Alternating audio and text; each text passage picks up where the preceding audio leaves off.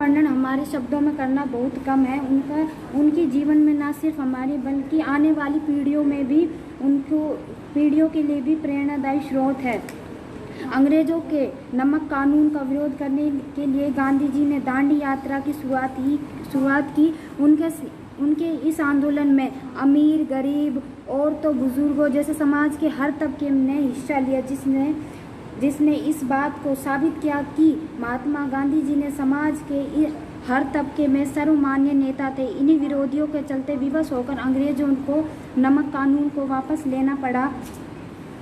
उनकी महानता का वर्णन करना कुछ शब्दों में काफ़ी मुश्किल है। उनके जीवन में न सिर्फ बल्कि हमारे आने वाली पीढ़ियों को भी प्रेरणादायी स्रोत है। उनके विचार, त्याग सिर्फ हमें ही नहीं अपितु पूरे विश्व को यह बताने का कार्य करती है कि हमारे बापू कितने विनम्र और सहनशील थे। हमारे लिए उनसे अच्छा आदर्श शायद कोई हो सकता है। मैं उम्मीद करती हूँ आपको मेरी बात पसंद आई होगी। महात्मा गांधी जी की यह बात आपके जीवन का प्रेरणा स्रोत बन सकती है। भी बातें हमें उनके दर्शन में जानने को मिलती हैं।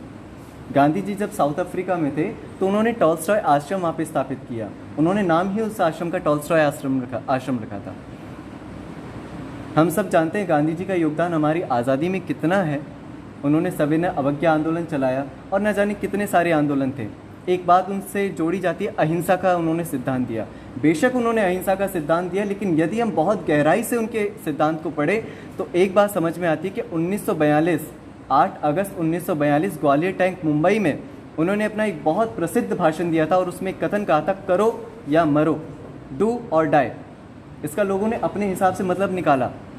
वो समझ चुके थे कि ब्रिटेन, जब गांधी जी भारत में आए थे उस समय भारत प्रथम विश्व युद्ध ब्रिटेन की तरफ से लड़ रहा था और समझता था कि ब्रिटेन अभी बहुत पावरफुल है, अभी बिल्कुल मौका नहीं है कि ब्रिटेन से हम सीधे संघर्ष करें, क्योंकि ब्रिटेन इतना पावरफुल था, उसकी मिलिट्री इतनी ताकतवर थी कि वो हम भारतीयों को सीधे कुचल सकती थी। उसका दमन चक्र आप जानते ही हैं ब्रिटेन का।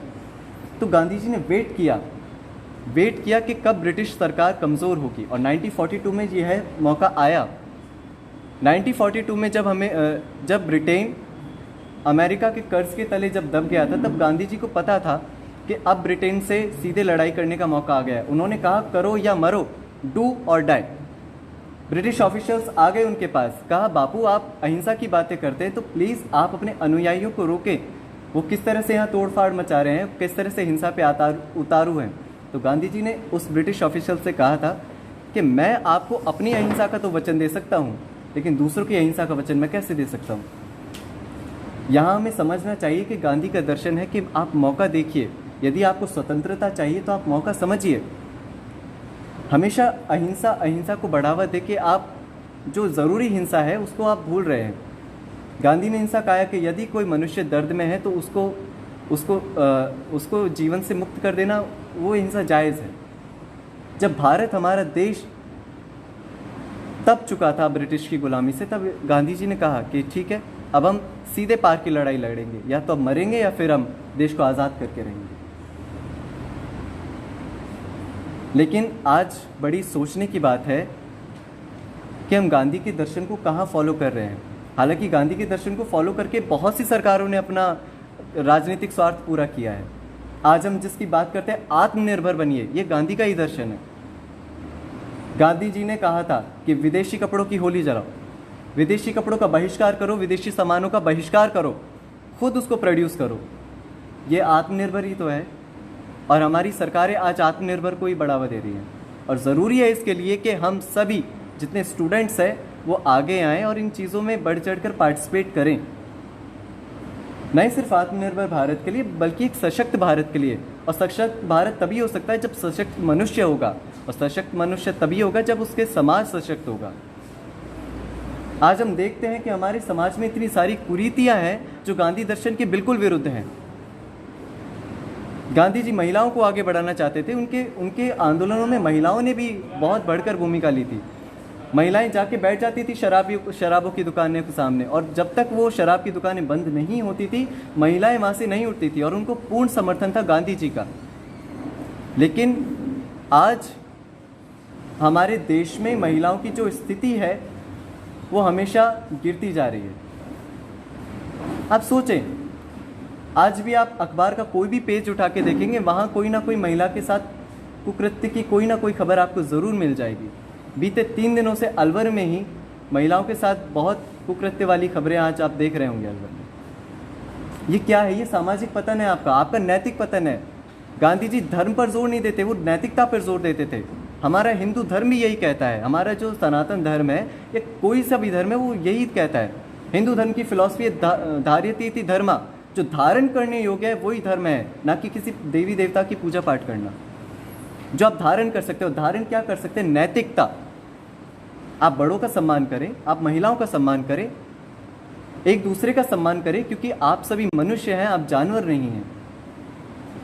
क्रुएल्टी सिर्फ जानवरों में हो सकती है। सुकरात और एक मुझे फिलोसफर का एक कोट याद आ रहा है कि जो समाज में नहीं रहता वो पशु है।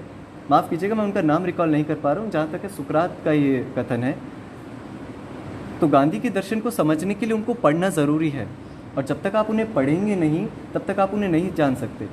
गांधी सिर्फ आज़ादी में नहीं, एक सामाजिक क्रांति में भी बहुत बढ़कर हिस्सा उन्होंने लिया है। और यह आप तभी पढ़ सकते हैं जब आप अपनी सिलेबस के इतर जो किताबें हैं उनको पढ़ेंगे। बहुत राइटर्स हैं जिन्होंने गांधी दर्शन के बारे में लिखा है, आप उन्हें पढ़िए, तब आप समझ पाएंगे कि गांधी का दर्शन है क्या, और हमारी आगे आने वाली सरकारों ने उनसे क्या सीखा है। शक्ति का विकेंद्रीकरण, जो हमारी सरकारों में शक्ति का विकेंद्रीकरण है, वो गांधी के दर्शन से प्रभावित है। आज हमारी पंचायतों तक जो सरपंच को पावर है वो गांधी का दर्शन है। तो ये हमें सब सीखने की ज़रूरत है, और हमारी सरकारों को भी चाहिए कि वो आगे आके गांधी स्टडीज़ जो है उसको और ज़्यादा इनहेंस करें, या फिर उसे कंपलसरी करें हर किसी के साथ। तो यही गांधी को सच्ची श्रद्धांजलि होगी।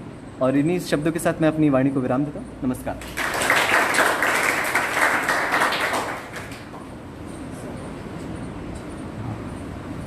वाकई में संतोष, आपने गांधी दर्शन से एक संक्षिप्त परिचय कराया। सभी छात्र छात्राओं इससे लाभान्वित हुए होंगे।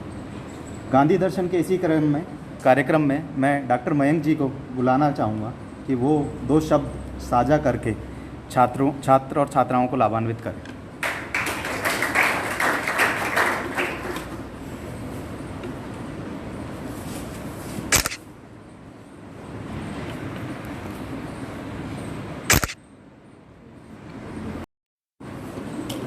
आदरणीय प्राचार्य महोदया जूनू जी, एनएसएस प्रभारी मीना जी, एनएसएस कार्यक्रम अधिकारी राजकुमार जी, और गांधी अध्ययन केंद्र के सदस्य महेश गोठवाल जी, और प्यारे छात्र छात्राओं, आज आप में से कई बच्चों ने गांधी जी के जीवन के बारे में और उनके दर्शन के बारे में बहुत विस्तार से, अलग अलग नज़रिए से, पर्सपेक्टिव से अपनी बातें रखी हैं। और मुझे उम्मीद है कि बहुत सारे स्टूडेंट्स को गांधी जी के बारे में कुछ स्पष्ट विचार बने होंगे। जब तक हम ये कार्यक्रम नहीं करेंगे तो केवल कोर्स बुक किसी चैप्टर से हम गांधी जी के बारे में अपने विचार नहीं बना सकते। गांधी जी को समझने के लिए हमें ऐसी विचार गोष्ठियाँ, विभिन्न पत्र पत्रिकाएँ, उनमें उनके विचार, इन सबको पढ़ना चाहिए।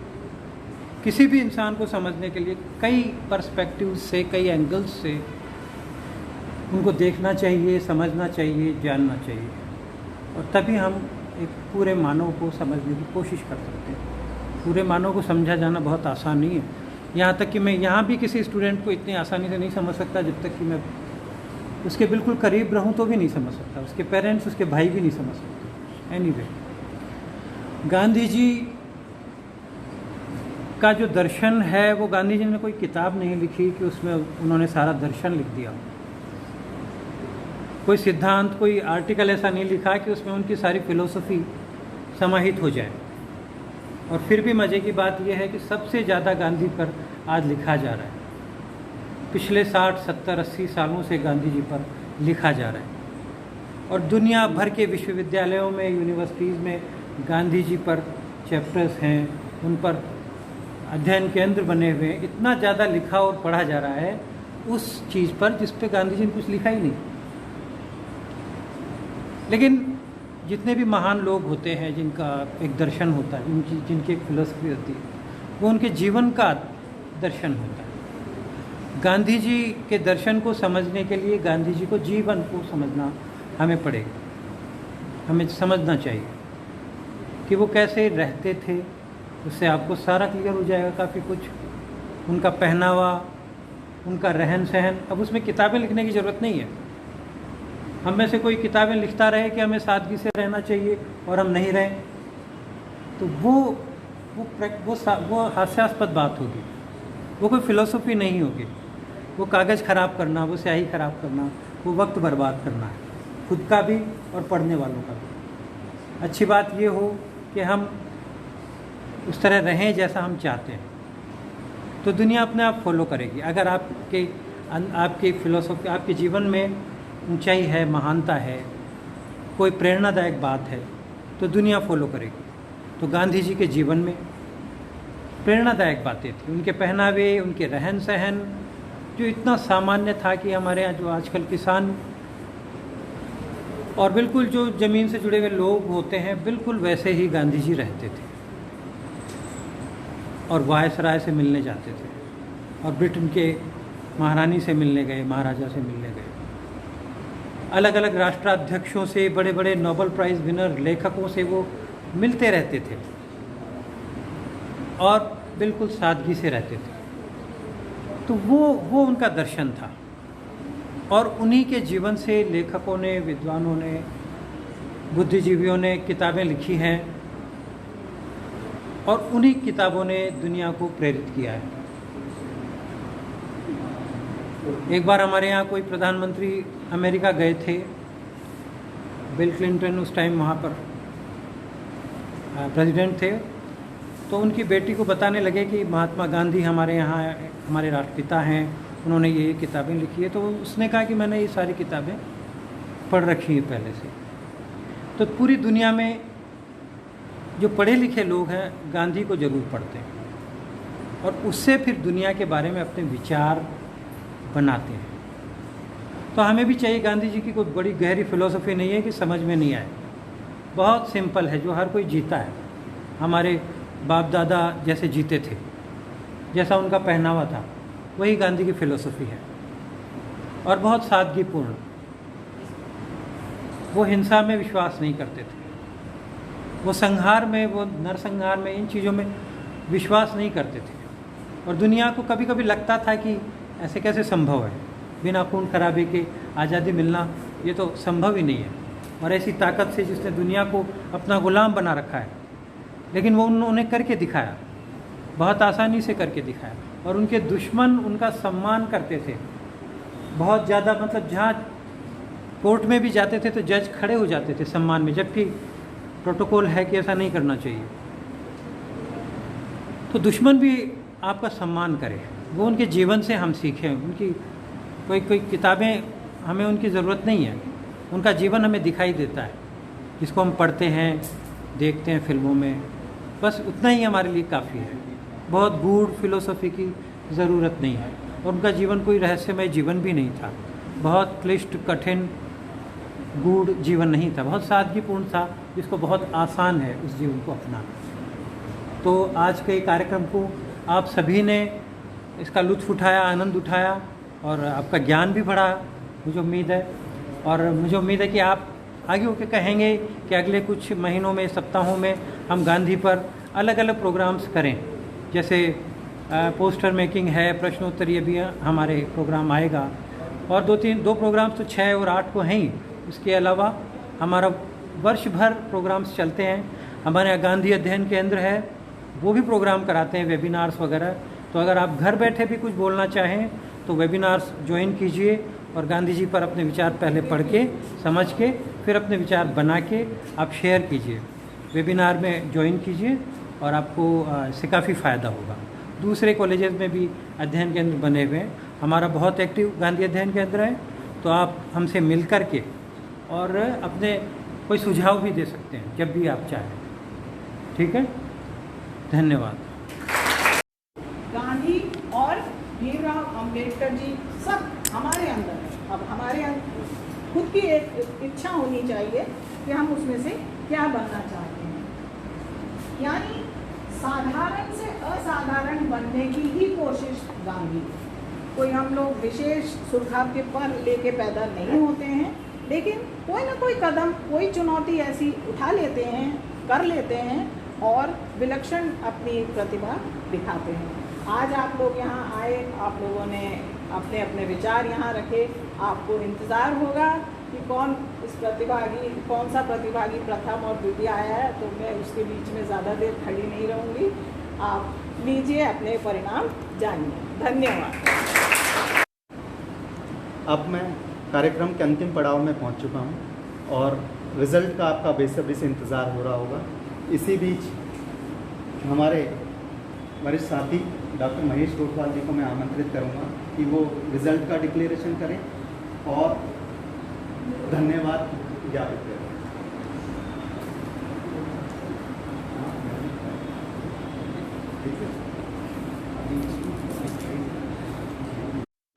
आप लोगों में से कितने लोग ऐसे हैं जो सच बोलते हैं और झूठ भी बोल लेते हैं कभी कभी?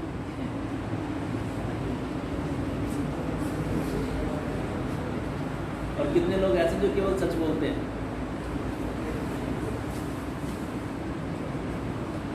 ये सवाल मेरा नहीं है, ये गांधी जी पूछा करते थे अक्सर, जब भी स्टूडेंट्स के बीच में, आप जैसे स्टूडेंट्स के बीच में जाया करते थे तो ये सवाल अक्सर पूछा करते थे।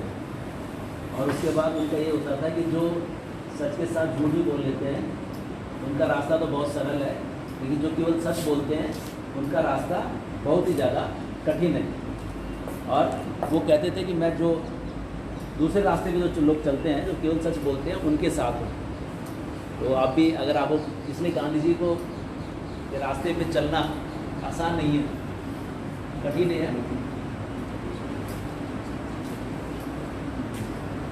तो मैं एक और प्रश्न मुझे याद है गांधी जी का, जो ब्रिटेन में प्रोटोकॉल होता है कि जो राजा होता है वो कोई से मिलने जाता है तो अपने महल के ऊपर ही खड़ा रहता है वो, और जो से मिलने आया है वो महल में उससे वो ऊपर सीढ़ियों के ऊपर चढ़ के जाता है ऊपर।